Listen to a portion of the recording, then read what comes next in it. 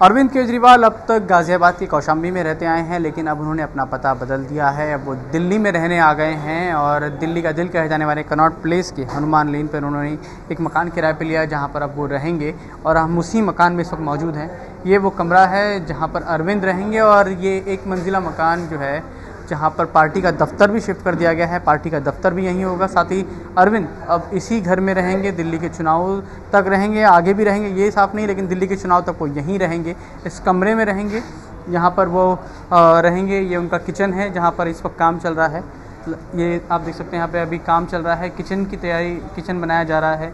साथ ही साथ सभी चीज़ें यहाँ पर जो है अरविंद के रहने लायक की जा रही हैं और इसी इमारत में पार्टी का दफ्तर है। हाँ, मैं यहीं रहा करूँगा, यहाँ पे एक कमरे में, और दफ्तर भी यहीं पे है।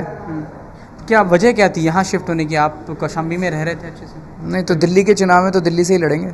दिल्ली में रह के लड़ेंगे? दिल्ली के चुनाव में दिल्ली से ही लड़ेंगे। यहाँ पर उनका परिवार भी आता जाता रहेगा और मैं आपको दिखा दूँ, यहाँ पर एक वॉर रूम जो है इस कमरे को बनाया गया है।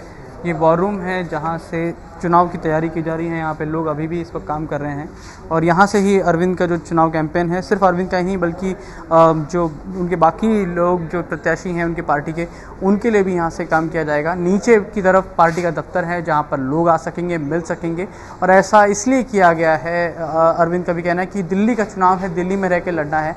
साथ ही साथ कौशाम्बी गाजियाबाद से यहाँ तक आने में, दिल्ली में आने में काफ़ी वक्त लगता था, लोगों से मिलने में दिक्कत होती थी। लिहाजा अब अरविंद दिल्ली के चुनावों तक यहीं रहेंगे, यही उनका पता होगा और यहीं पर वो अपने परिवार के साथ अब रहना शुरू कर देंगे।